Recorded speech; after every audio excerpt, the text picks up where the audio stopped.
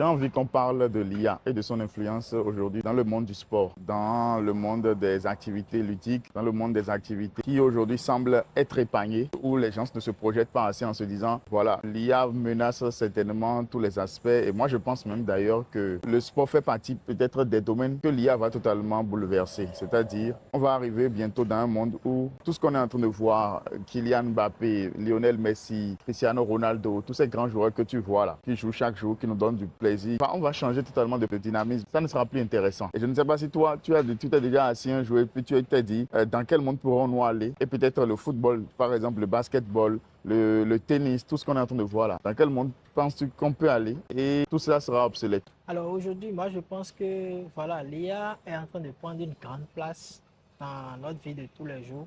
Et d'ailleurs, lorsque tu observes aujourd'hui, je pense qu'il y a pas mal d'activités, pas mal d'emplois qui seront menacés. Par exemple, lorsqu'on prend le cas, peut-être il y a de cela quelques années, ceux qui ont l'habitude de filmer les films qu'on avait l'habitude de voir dans les temps anciens, il y avait peut-être un pilote qui pilotait peut-être un hélico et il y avait une personne qui gardait une caméra qui filmait la scène. Mais aujourd'hui, je peux dire que l'intelligence artificielle a révolutionné par exemple ce domaine. Ce qui a fait que aujourd'hui, avec des drones simplement, on a su éliminer peut-être celui L'hélicoptère, qui celui qui conduit et filme. celui qui filme. Donc, mine de rien, deux personnes ou trois personnes ont été remplacées par l'IA. Et Mais quand je prends le cas du sport, comment mhm, penses-tu que l'IA peut bouleverser ce domaine? Je pense parce que c'est une activité où les gens n'ont pas encore, je faisais la discussion avec quelqu'un la dernière fois, et je me dis, les gens n'ont pas encore idée à quel point, par exemple, regarder un match du Real, regarder un match du Barça, dans peut-être 20 ans, 30 ans, 40 ans, 50 ans, ou je ne sais pas, ça ne sera plus possible dans ce modèle-là.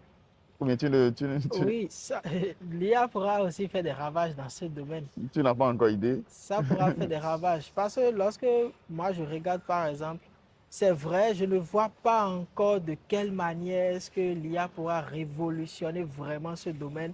Mais je pense que nous sommes en train d'arriver à quelque chose qui tend vers le premier scénario que j'ai décrit tout à l'heure.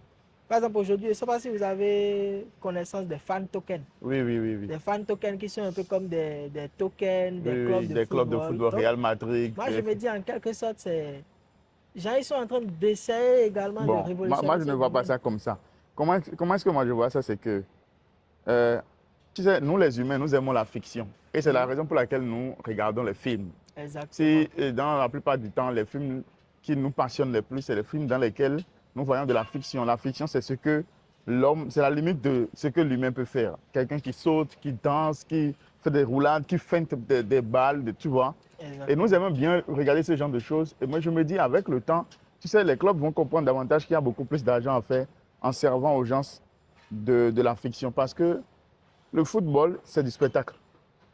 Ce que les gens vont regarder, c'est pour ça qu'on appelle les gens spectateurs. Les gens vont regarder le football, apprécier, se dire, voilà, telle personne est en train de bien jouer. Et à un moment, avec l'IA, ce qui va se passer, c'est que, pour moi, hein, on arrivera dans un monde où nous sommes tous conscients que l'humain a des limites. Que peut-être des robots, Non pas. voilà, que le robot peut s'autoriser à faire des choses. Aujourd'hui, par exemple, tu vois que dans le football, quand je prends son exemple, les gens ont envie, les gens sont en train de créer des compétitions, beaucoup de compétitions. La FIFA crée beaucoup de compétitions parce que la FIFA veut voir beaucoup de matchs. La FIFA Exactement. sait que plus il y a de matchs et il y a plus d'argent, plus il y a d'intérêt, tout ça. Mais le problème qui se pose en même temps, c'est que plus il y a de matchs et on remarque que de plus en plus les joueurs se blessent facilement. Exactement. Et parlant de ça même, je pense que c'est un truc qu'on a déjà. C'est un truc qui se passe déjà. Parce que moi, je me rappelle en 2018, je jouais les paris sportifs. Ok. Et il y a des matchs qui n'étaient pas réels. Je ne sais pas si vous Oui, avez oui, oui, conscience des oui, matchs oui, virtuels, e-game. des e-games, Oui, des oui, oui. matchs virtuels.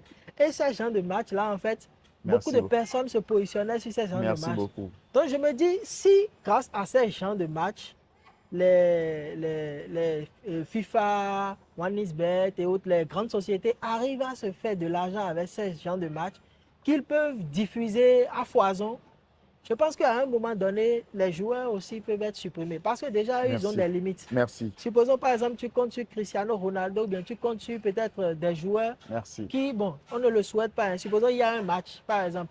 Et par exemple, il y a de cela des années, il y avait eu un match où les joueurs avaient eu un problème, où ils avaient suspendu le match. Donc moi, je me dis, ce genre d'événement-là, en fait, c'est un manque à gagner pour FIFA qui peut-être a organisé des compétitions, des événements, et subitement, à Et pour cause les de... clubs parfois aussi. Pour les clubs Parce que les aussi. clubs aussi, il ne faut pas oublier, c'est un modèle commercial. Le fait de jouer un match et d'avoir par exemple Cristiano Ronaldo sur un terrain, d'avoir Lionel Messi sur un terrain, ça a plus d'incidence positive financière que s'il n'y a pas ces joueurs-là sur le terrain. Et Exactement. parfois, tu peux te surprendre de voir ces personnes qui se blessent, qui ont des maux de ventre, qui ont des maux de tête, des infections alimentaires, qui ont des petits pépins qui ne sont pas disponibles. Et aujourd'hui, moi je dis, avec ce que tu viens d'avancer comme e-game qui Oui. existe déjà, Oui. et avec l'existence déjà de robots humanoïdes, moi je me Oui. dis, on a déjà tracé la voie et peut-être les gens ne sont pas en train de voir. Exactement. C'est-à-dire qu'on arrivera à un point où on va investir pour avoir des bots, pour jouer des matchs tout le temps, pour jouer des matchs chaque fois. Et les bots, ces robots-là, en fait, seront 2 fois plus puissants, 3 fois, 5 fois plus puissants que Vous les avez hommes suivi en fiction. Galactic Football? Exactement. C'est pour ça que je dis, tout ce qui existe et qui est en train d'être créé, ce sont des choses qu'on avait déjà vues. Généralement, les dessins animés, les films, tout ça, là, ce sont des choses même quand on regardait les films de Will Smith il y a 8 ans, 9 ans, où il parlait avec des robots, les robots étaient son personnel de maison, il travaillait avec des robots, mais c'était pour apprêter les gens. Moi, je me dis, dans la fiction, il y a beaucoup de projections de la réalité. Donc, on en est arrivé au point où tu vas avoir des clubs, d'accord? Ça, c'est la prochaine étape. Les clubs développer des équipes de bots. Tu vois, des clubs développer des équipes de bots. Ils vont commencer à les entraîner, mettre de la fiction, il y aura de l'investissement. Les bots seront forts, pourront être capables de faire des actions que les hommes ne pourront pas faire.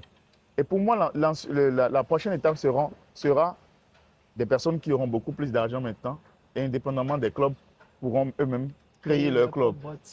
Et là, ça sera comme des paris.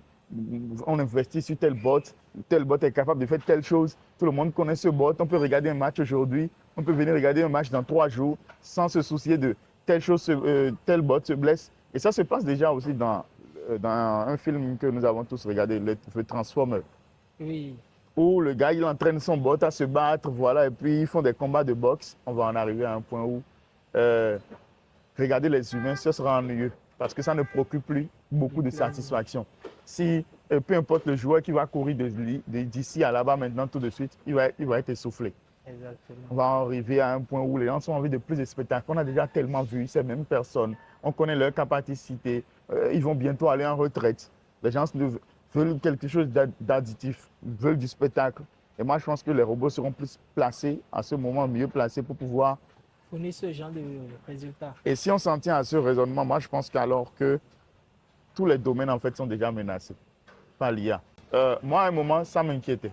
D'accord? Ça m'inquiétait. Mais aujourd'hui, je me dis, il ne faut pas s'en inquiéter. Il faut juste s'adapter. S'adapter à cela. Voilà. Si les personnes qui avaient vécu il y a 30 ans, 40 ans, avaient eu peur de tout ce qui se passe aujourd'hui, c'est sûr qu'elles auraient passé leur vie à rester inactives.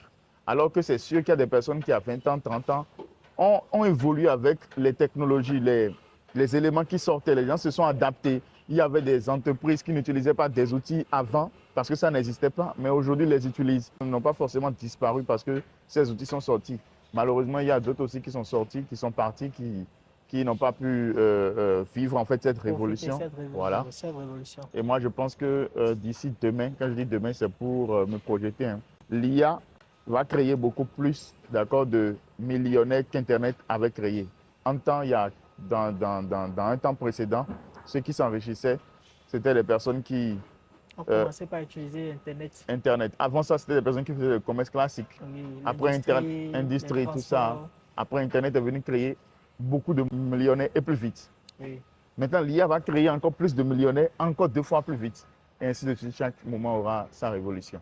Donc, le plus important, c'est de ne pas avoir peur de l'intelligence artificielle, mais au contraire de s'adapter à cela. Plus tu as peur et plus tu ne trouveras pas un moyen de composer. Ce n'est pas notre ennemi.